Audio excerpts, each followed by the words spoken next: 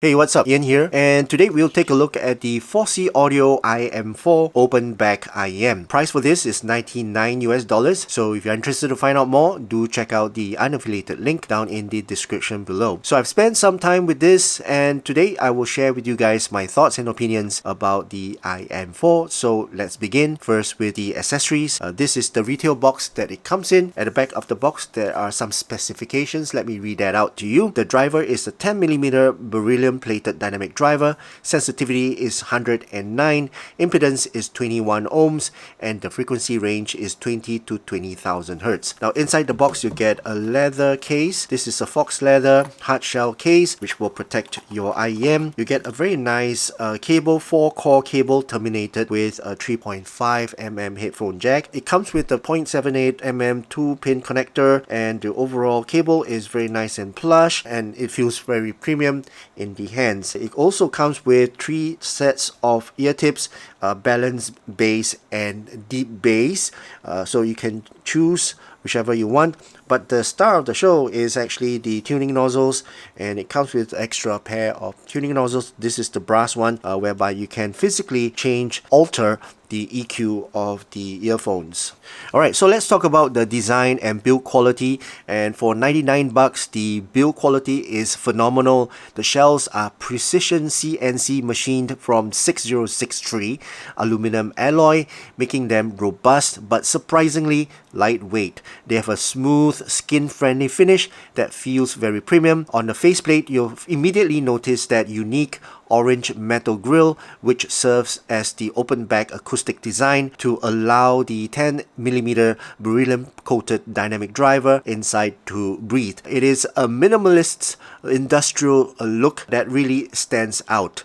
Now in terms of fit and comfort, because of the hollowed out metal structure, it brings the weight down to just 7 grams per earpiece. The comfort is top tier. The ergonomic housing sits flush and secure in my conker. Thanks to that open back design, there is absolutely zero pressure buildup or vacuum effects in my ear canal. I can also wear this all day for long listening sessions without any physical fatigue. Alright, so let's talk about the sound. First, the compatibility. I tried this with my MacBook, PC, DAPs and DACs, and because of its sound signature, I recommend pairing this with probably a warm sounding gear. Running this off my Hi-B R4 and my FIO KA15 dongle deck, it really opened up the dynamics of that beryllium driver. They love that clean power and feed off them, so give them a dedicated source and they will sing beautifully for you. Now let's talk about the tone and timbre.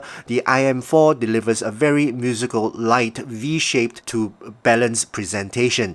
Now when evaluating the naturalness of instruments and vocals, it does a fantastic job of sounding organic and lifelike. There is a distinct analog feel to the playback, steering completely clear of any sterile or digital harshness. In terms of warmth versus coldness, I would say this IEM definitely sits on the warmer side, offering a rich foundation. The overall tonal balance is pretty smooth, relaxed, and highly coherent. Now let's talk about the technical performance of this. As for the soundstage, it's extremely wide. The open back design pushes the staging well outside your head. It's got solid depth, giving a credible sense of front to back distance. As for the height, I would say it's slightly above average, creating a nice spherical audio room. And for the holography, I would say it's impressive for $100 IEM, providing a pretty genuine out of the head immersive 3D sound experience. As for sound separation, I would say it's excellent. The dual chamber design keeps complex tracks from getting too muddy. As for the left and right distinction, I would say it's superb. Panning effects are sharp and seamless. Imaging is very capable, even with fast-paced Armin van Buuren extended mixes. Every synthesizer and hi-hat has a distinct pinpoint location on the stage. As for detail retrieval, when listening to this for micro details in reverb tails and background elements, the beryllium driver pulls out subtle room decays and small noises effortlessly without aggressively forcing them into your ears. As for low volume articulations like subtle vocals or cymbals. It remains very clear, so you don't need to crank up the volume to hear the breathiness in vocal tracks. And overall, I would say its performance at low to high volumes is excellent, as it scales beautifully and maintains its micro dynamics, whether you're listening quietly or pushing the volume up to the max.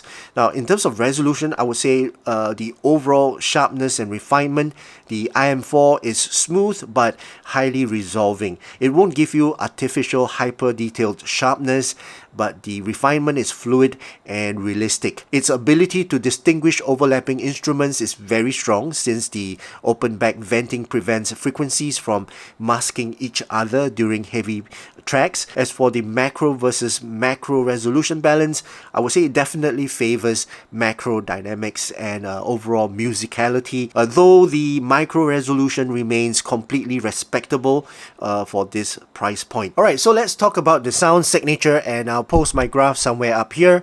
Now, as for the sub bass, evaluating the extension and how deep it goes, it digs deep with good extension, though the absolute lowest sub bass frequencies are slightly pulled back compared to the mid bass due to the natural roll off of the open back design.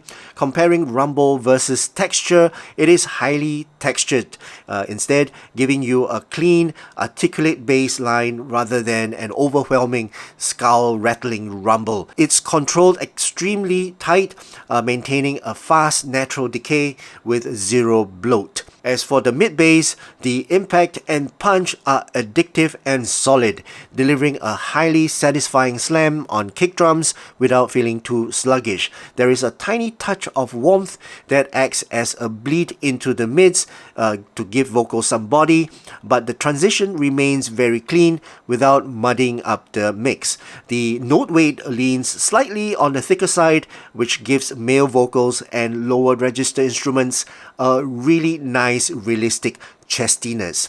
As for the mid-range, the clarity of the vocals and instruments is pristine, as the open back nature gives the mids a ton of room to breathe and stay uncluttered. In terms of forwardness or recession, the mids are slightly relaxed, sitting perfectly in the mix without being aggressively forward or in your face.